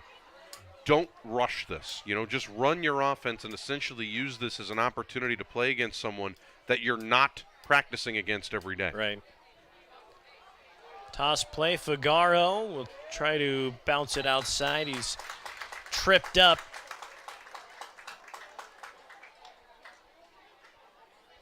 Because I recognize that there is a lot of time left in this game, right? Still about 16 minutes of football time remaining. And obviously with running clock, that changes a little bit, speeds things up a little bit. But it was pretty darn telling, Morgan, when we were looking at this situation, into the first half, 3:58 remaining. While Columbus didn't have any timeouts remaining, they said, you know what, we're just going to run our offense. Right. That essentially sent the message that has been shown the rest of the way, and that they recognize Lisbon is special. Yeah. Lost 3 on first down. Also, we may not see Riley Kaelberg the rest of the way. This was. It was Kaelberg. I say he had kind of hobbled off. He got banged up on that last series defensively, so wouldn't be surprised to see him get a little extra rest here at some point in this second half. Yeah, I would believe this is the shot, right? You get one drive, because ultimately, if you score here, now all of a sudden the clock starts stopping again. You can go back to trying to make something happen, and who knows? Maybe you get a stop, maybe you get a turnover, but you have to believe one drive here is the difference. There's another loss, and if you're Kaelberg or really Columbus, you just don't want to get him injured, right? I mean, it's Well, and to you keep can him see healthy. the frustration, right? Like, you can very clearly see it. But I admire so much the sportsmanship with Lisbon literally picking him up. You don't get this attention if you don't deserve it. Yeah. It's as simple as that. It's the same reason why when we finish this game, you're signing autographs. You deserve the attention. That's why you get it. So they're going to have to punt here on 4th and 15. And that'll go out of bounds at about the 40. And then on the flip side for Lisbon, what do you really want to see them do? What more can you see from their starters? I have a pretty strong suspicion, Morgan, that we'll probably see a couple of different players from the second unit coming in. But, we'll see how long that process kind of takes. But you would imagine, too, it's the same thing. In Lisbon, when we thought for a second, this is a team that really could get tested tonight, they've done what they've done through the first 2 games, and they have just gone to work.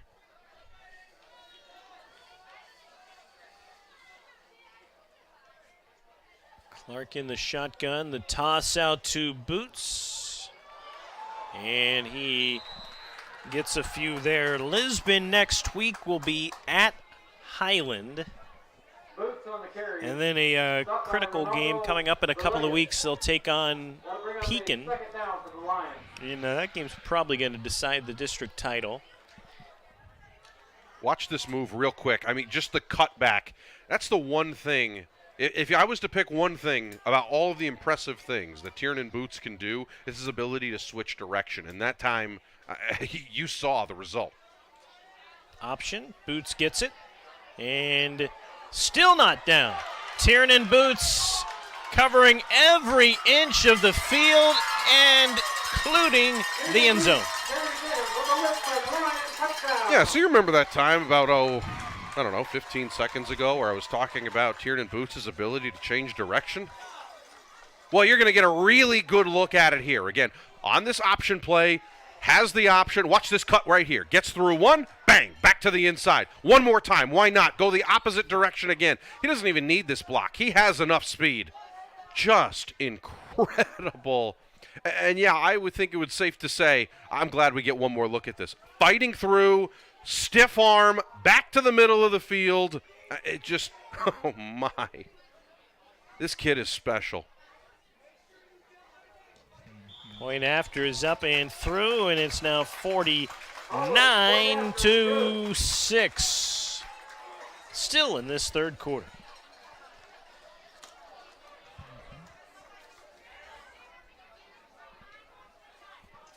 Our next broadcast will be on Tuesday night. Tune into KCRG 9.2 on Tuesday for a one-of-a-kind high school volleyball experience.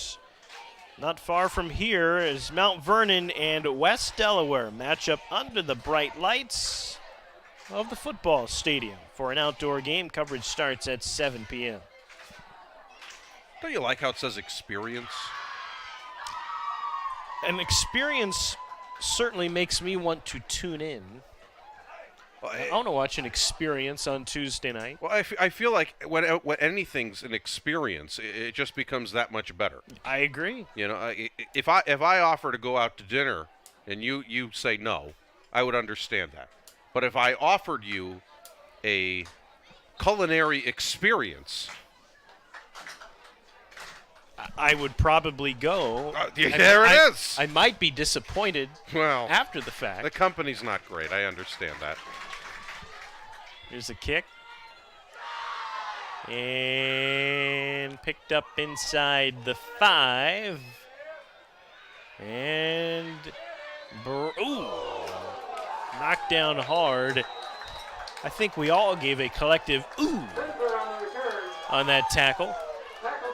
I give credit to Riley Stone. That's a senior in there making a tremendous hit. And this one's loud, right? I mean, you heard the reaction from these fans here in Lisbon, and this is what happens. Sometimes when you get this cutback, you just have to look out, and that's the definition of needing to look out. That'll end the third quarter tonight in Lisbon, 49-6. Hey, big thanks to our featured sponsor tonight, Waln Collision and Repair. It's all Lisbon tonight at Walmer Field. We'll be back for the fourth quarter after this on 9.2.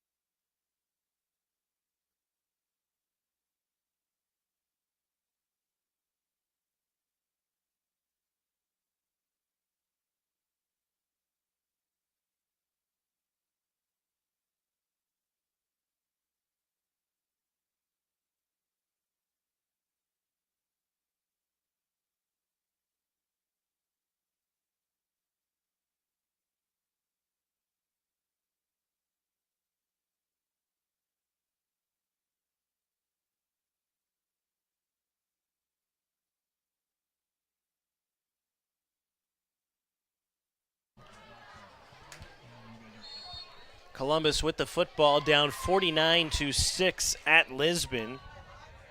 Top 10 ranked Lisbon Lions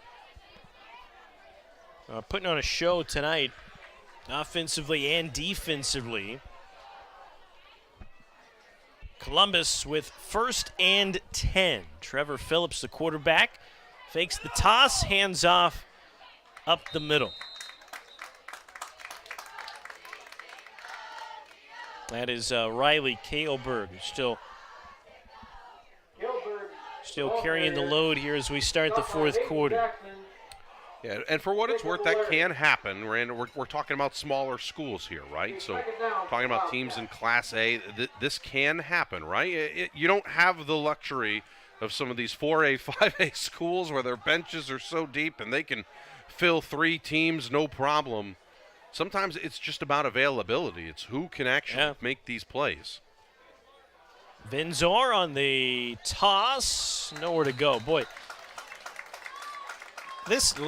ever since that first drive, it seems like Lisbon has been in the backfield every play. Yeah.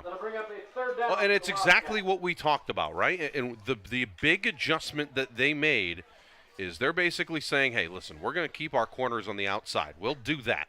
Everybody else is coming up to the line of scrimmage. So if you're going to beat us, you're going to have to beat us out wide, and we're already fast. So it's going to be a challenge, and we're going to test you to see if you can beat us. Well, yeah, names like Coleman, Chappell, Railing, Hayden Jackson plugging things up in the middle as well.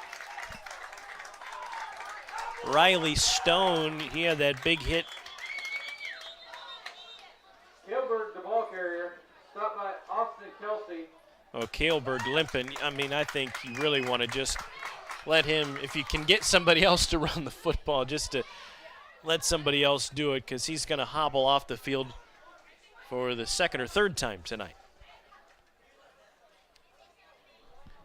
But they're just bottling him up. Yeah, and this, again, we talked about, certainly you can be flattered with the effort that they have clearly focused on him. But that case, Austin Kelsey, everybody right now understands what they need to do, and they need to follow number 42. I just can't help but think the last thing you want to do is see the guy get hurt.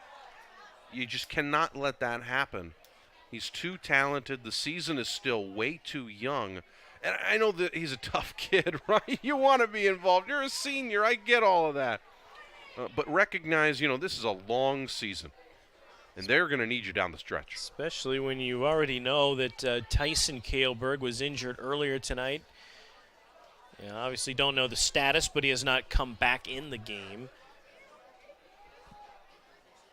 They're going to punt it away here on 4th and 12. Figaro is in there to punt it away. Well, coming up next Thursday night for a special edition. Friday Night Lights Live. You can tune in on Thursday night. The Jefferson Jayhawks host Des Moines East right here on KCRG 9.2. Coverage starting at 7 p.m. Well, we were wondering, Morgan, when we might start to see some changes, at least on the Lisbon side. That time has very clearly come now as Dakota Clark, the quarterback, Tiernan Boots, the outstanding running back, they will be out of this game the rest of the way. And can you blame them? They've had such a good job tonight.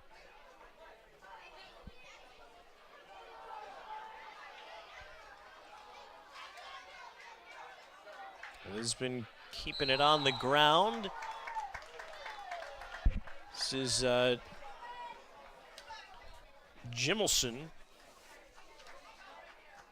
Quinn Coleman in the ball carrier. No, check that. It was Coleman.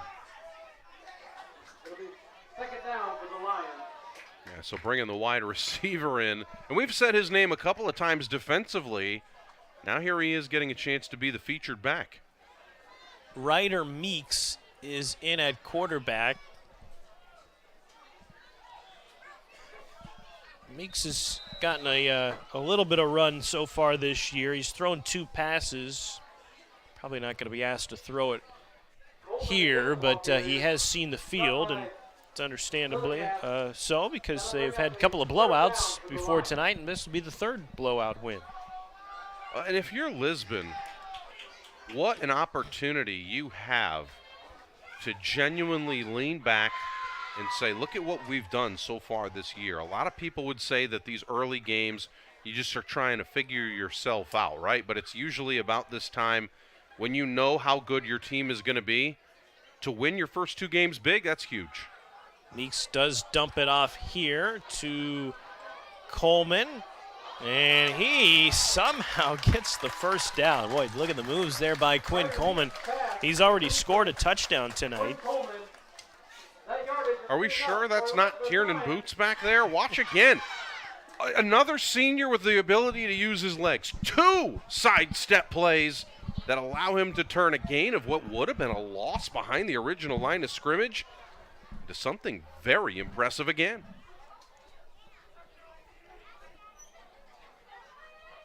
Clock continues to tick. We're in a running clock situation. Coleman is met in the backfield. Nice strong tackle made there by the Columbus defender.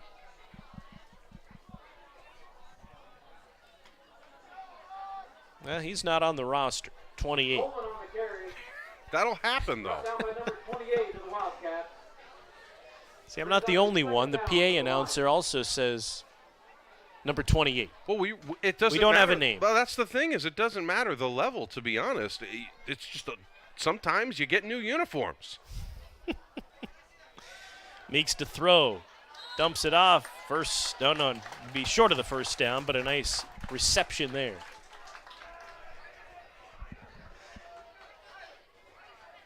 Well, at the very least, provides a little bit of momentum here. You get a chance to see the sophomore throw the football a little bit.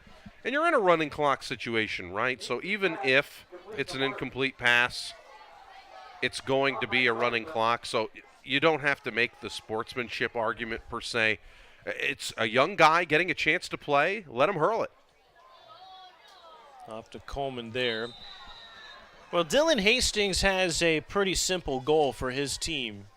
And it's they've been successful at that goal so far. Well, what do we got here? We got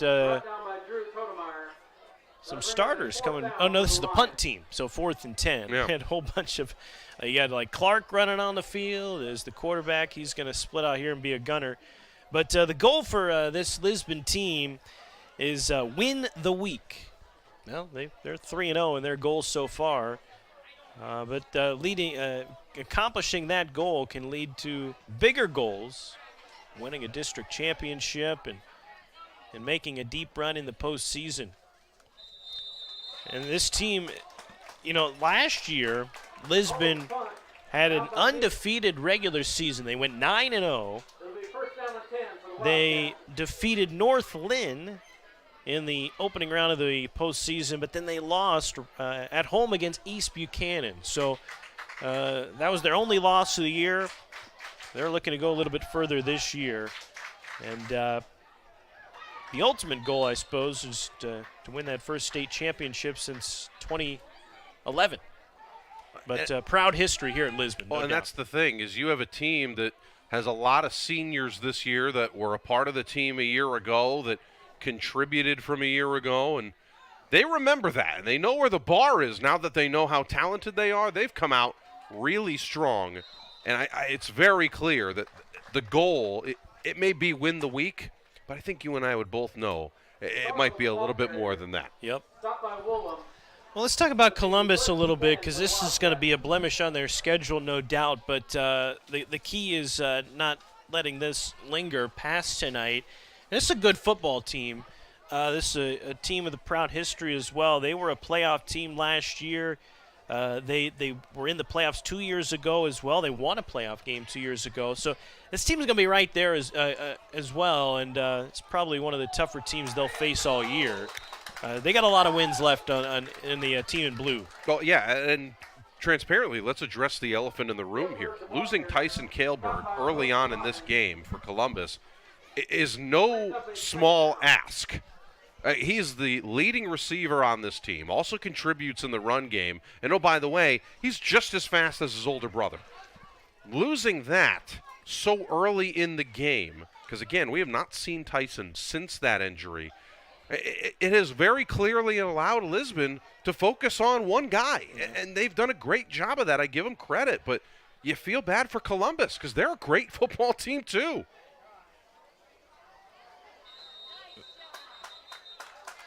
Some new faces in there, and for both sides, Hayden Jackson. Boy, that's a big body there, big number 72 for Lisbon there in black. Hayden Jackson, 6'5", 315 pounds. Good luck trying to get through that. I think as this night has been an indication, it's tough to do. And we've talked about some of the size that Columbus has on the line. We mentioned Bryce Grimm, 6'7", 295, but he's out at the tackle spot. He can only do so much. Figaro, he's shown some bright spots tonight. He's certainly a key player in their future and current team. Stopped by a host of Lions. Brings up 4th and short for Columbus. Yeah, and at very least, Morgan, the outcome has certainly been pretty clear, you know, especially after we came out of halftime, saw the score go up to 35-6. But I am so impressed, and give so much respect to this Columbus team. Even literally everyone, and it's obviously started at the top with Riley Kailberg. They've shown a lot of effort, and it takes a lot to continue to walk back into the fire, and they've done that time and time again. And here they are on 4th and 1, picking up a first down. Kailberg, the ball carrier, picks up enough yards. Just a handful of plays left in this one.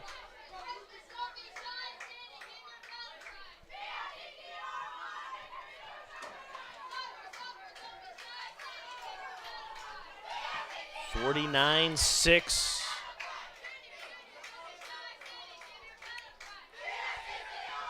Well, you said the Gazette had Lisbon at 8. They did this week, yep. And Radio Iowa had Lisbon at 4. Yep. I would say that it's very clear they knew something. Ooh, tripped up on the fumble recovery by Gage Holub, and turnover here. Imagine we've got a couple of kneel downs. Probably just need to kneel it down once, and that will do it. But turnover here, and Holub there to pick it up. Yeah, it's just the consistent pressure that they've applied. And watch that ball just pop out. They may not. I was going to say, they may not even make them take a snap here, but they will. They'll have to. There'll be about a 12-second difference between play clock and game clock.